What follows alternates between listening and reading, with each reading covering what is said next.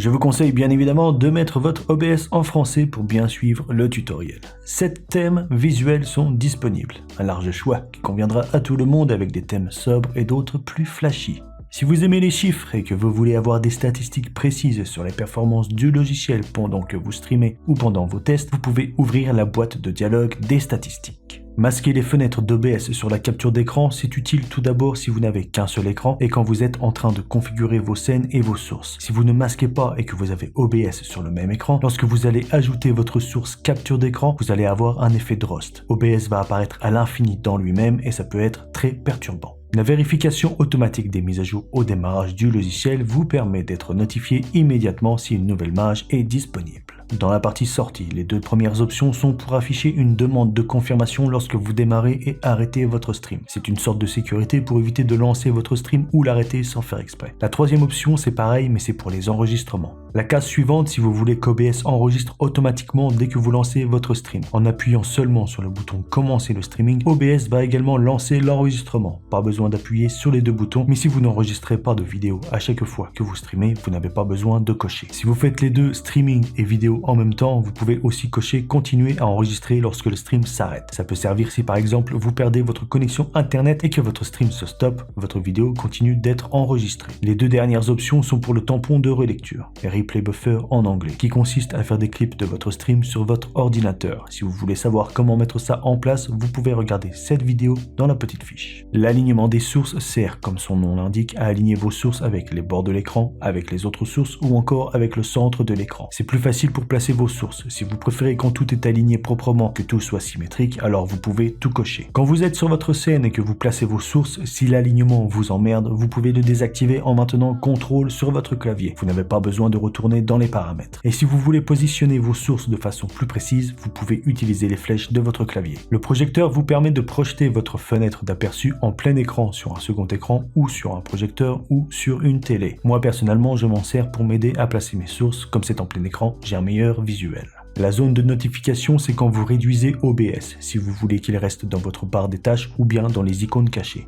L'aperçu, c'est votre canevas, là où vous pouvez visualiser votre scène et placer vos sources. Toutes ces options sont pour vous aider dans la création de vos scènes. L'option la plus importante et à vrai dire la seule qui soit vraiment utile, c'est d'afficher les guides d'alignement des pixels. Encore une fois, c'est pour placer vos sources proprement. L'importateur, c'est pour importer des scènes à partir de vos dossiers sur votre ordinateur. Le mode studio est très pratique. Ça vous sert à faire des changements sur vos scènes sans que les spectateurs vous voient faire ces changements. Par exemple, vous êtes en train de streamer votre jeu préféré et vous voulez déplacer une source, votre caméra par exemple, qui n'est pas au bon endroit, vous cliquez sur mode studio, votre canevas va se dupliquer, vous faites les changements sur la partie de gauche et quand vous avez fini, vous appuyez à nouveau sur mode studio pour revenir en mode normal. Le multiview vous permet de visualiser toutes vos scènes de façon mosaïque. Pour un streamer normal, c'est pas vraiment utile, c'est plutôt pour les streams à gros budget avec plusieurs caméras ou les programmes télé. Ça permet de tout monitorer d'un seul coup d'œil et de switcher de scène très facilement. C'est dans l'onglet stream que vous allez choisir votre plateforme de streaming. Dans le menu déroulant, si vous cliquez sur afficher tout, vous avez le choix entre tout ce qui se fait sur la planète. Vous choisissez la plateforme qui vous intéresse. Ici, on va prendre Twitch. Comme recommandé, vous liez votre compte, comme ça, vous n'avez pas besoin de rentrer votre clé de stream. Ça se fait automatiquement et en plus, vous pouvez ajouter plus tard des docks, des fenêtres qui vont s'accrocher directement dans OBS autour de votre canevas, comme votre chat, vos infos de stream ou même une page web. Ensuite, on va sauter sortie et audio. On y retournera juste après. On va juste configurer rapidement la partie vidéo. Résolution de base de votre canevas, vous mettez la même résolution que votre écran. Résolution de sortie, mise à l'échelle, ceci est très important. C'est la résolution maximale que verront vos spectateurs et il y a plusieurs façons de faire. Si vous faites seulement des streams ou seulement des vidéos, vous mettez la résolution que vous souhaitez. Si vous faites les deux, streaming et vidéo, mais à la même résolution, vous choisissez encore une fois ce que vous voulez. Et enfin, si vous faites les deux, mais à des résolutions différentes, par exemple vous streamez en 720p et vous faites des vidéos en 1080p, vous mettez la même résolution que celle que vous avez mis en haut. Pour avoir des résolutions différentes, ça se fait dans la partie sortie. Le filtrage de la mise à l'échelle, bicubique par défaut, ça marche très bien comme ça. Et pour le nombre de FPS, c'est à la fois pour les streams et les vidéos. Si vous jouez à des jeux rapides où il se passe beaucoup de choses à l'écran comme Warzone, il faut mettre 60 FPS. Si vous ne faites que du just chatting ou des jeux lents, 30 FPS ça suffit, mais vous pouvez très bien mettre à 60 aussi. Et si votre config galère un peu à 60 FPS, vous pouvez très bien descendre à 48 FPS. Nous voici maintenant dans la partie la plus emmerdante d'OBS Studio, la partie sortie. C'est là que vous allez devoir paramétrer et faire plusieurs tests en fonction de votre config et du matériel que vous avez dans votre PC. Tout d'abord, vous mettez en mode avancé en haut pour avoir plus d'options. Dans l'onglet streaming, la piste audio, vous mettez la 1. C'est tout l'audio qui sera envoyé sur votre live. Piste de VOD Twitch. Si vous streamez sur Twitch, quand vous terminez votre live, celui-ci devient une rediffusion. Une VOD et l'audio peut être différent que l'audio qu'il y avait sur le stream. C'est très utile si par exemple vous écoutez de la musique en live mais vous ne voulez pas que cette musique se retrouve sur votre rediffusion. Vous pouvez choisir la piste 2. Les pistes 3, 4, 5 et 6 serviront pour l'enregistrement de vidéos. Vous avez plusieurs choix pour l'encodeur selon votre matériel. Le X264 qui utilise votre processeur, mais si vous avez une carte graphique récente Nvidia ou AMD, je vous conseille de l'utiliser pour l'encodage, ça permet d'alléger la charge sur votre processeur. Il ne faut pas oublier que votre processeur fait tourner votre ordinateur, votre jeu et tous vos programmes à côté. Donc pour les cartes graphiques Nvidia, vous avez l'option NVENC et pour les cartes AMD, vous avez l'option AMF. Mise à l'échelle pour la sortie, ça dépend de ce que vous avez mis plus tôt dans la partie vidéo. Si vous voulez streamer à une résolution plus basse, vous pouvez l'utiliser. Le contrôle du débit en CBR, c'est l'option à privilégier pour le streaming. C'est pour avoir un débit constant. Pour connaître le débit que vous envoyez, vous devez connaître votre vitesse d'upload. Vous allez sur un site comme Speedtest et ici ce qui nous intéresse c'est le débit montant. Maintenant que vous avez fait vos tests et que vous connaissez votre vitesse d'upload, il ne faut pas oublier que plus votre débit est haut, meilleure sera la qualité de votre stream. Mais vous n'allez pas envoyer la totalité de votre débit. Sur Twitch, la limite est à 8 mégas, si je dis pas de bêtises, et pour YouTube c'est 50 mégas.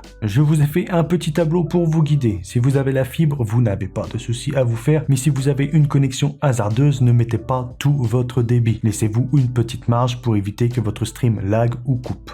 Et enfin, dans les options qu'il reste, vous avez seulement le pré-réglage à tester. Si vous utilisez votre processeur, vous mettez un pré-réglage entre Very Fast et Medium, pour Nvidia entre P4 et P7, et pour AMD, qualité ou équilibré. À vous de tester tout ça. Il y a un encodeur qu'on n'a pas vu. Il est tout frais, il vient à peine de débarquer, c'est le AV1, qui n'est pour le moment pas disponible pour le streaming, mais seulement pour l'enregistrement. C'est l'encodeur du futur, plus puissant et plus efficace, donc quand ça arrivera pour le streaming, je ferai une vidéo dessus. Maintenant, pour les paramètres d'enregistrement, j'ai déjà fait une vidéo, vous pouvez la retrouver en haut dans la petite fiche. Malheureusement, dans cette vidéo, je ne parle pas du codec AV1 parce que, comme je l'ai dit, c'est plutôt nouveau, mais la vidéo devrait suffire pour 90% des cas. Quand le AV1 sera un peu plus répandu, d'ici quelques mois, je sortirai une nouvelle vidéo. Pour l'onglet audio, la piste 1 correspond à votre piste 1 de streaming et la piste 2, on l'a vu tout à l'heure, c'est pour les VOD. Moi, personnellement, je mets 160 de débit pour mes lives et 320 pour mes vidéos. Après, ça dépend de vous et de vos préférences. Et pour le tampon de relecture, comme je l'ai dit au tout début, j'ai déjà fait une vidéo dessus, je vous la remets dans la petite fiche en haut de l'écran. La fréquence d'échantillonnage doit correspondre à votre matériel audio de votre PC. Votre micro, votre carte son, mixeur ou interface audio doivent être à la même fréquence. Parce que si vous n'êtes pas à la même fréquence, ce qui peut arriver, ce n'est pas obligatoire que ça arrive, mais c'est possible, c'est que lorsque vous streamez, après un moment, le son et l'image sont décalés. Et plus longtemps vous êtes en live, plus le décalage sera important. Donc pour mettre votre matériel à la même fréquence, vous allez dans les paramètres son de Windows. Et dans les onglets lecture et enregistrement, vous allez double-cliquer sur chaque périphérique que vous utilisez. Dans les statistiques avancées, vous faites en sorte que tout soit à la même fréquence. Une fois que c'est fait, vous mettez la fréquence d'échantillonnage sur OBS. Audio du bureau et audio du micro, vous mettez par défaut. Et pour le reste, c'est pas important, vous pouvez laisser comme ça. Si vous voulez changer de scène, masquer ou afficher une source, démarrer un enregistrement ou un stream avec une touche de votre clavier, tout se fait sur cette page. Pour ajouter un raccourci, vous entrez la touche dans la barre qui correspond à l'action que vous voulez paramétrer. Et si vous voulez avoir plusieurs raccourcis pour la même action, vous appuyez sur le petit plus. Dans la partie avancée, priorité du processus, vous pouvez le laisser en normal. Mais si jamais vous avez des problèmes de framerate ou autre ralentissement, vous pouvez essayer de le mettre en haute ou supérieure. Vidéo, rendu, format de couleur, tout ça, c'est quelque chose de très complexe et très niche qui va concerner seulement 1% des utilisateurs d'OBS. Mais si vous voulez en savoir plus sur le sujet et que vous parlez anglais, EposVox a fait une vidéo dessus. Je vous mets le lien dans la description. Pour vos enregistrements, si vous avez regardé mon tutoriel comment enregistrer une vidéo sur OBS Studio, vous avez mis votre format d'enregistrement en MKV. Et donc ici, vous cochez convertir automatiquement en MP4. Vous pouvez ajouter un délai à votre stream. C'est très utile si vous jouez à des jeux compétitifs. Et je vous conseille d'activer la reconnexion automatique. Comme ça, en cas de perte de connexion, votre stream se relance tout seul. Et enfin, pour le reste, vous n'avez pas besoin d'y toucher. Maintenant que vous avez paramétré votre OBS, vous devriez aller regarder ce tutoriel pour savoir comment ajouter vos premières scènes.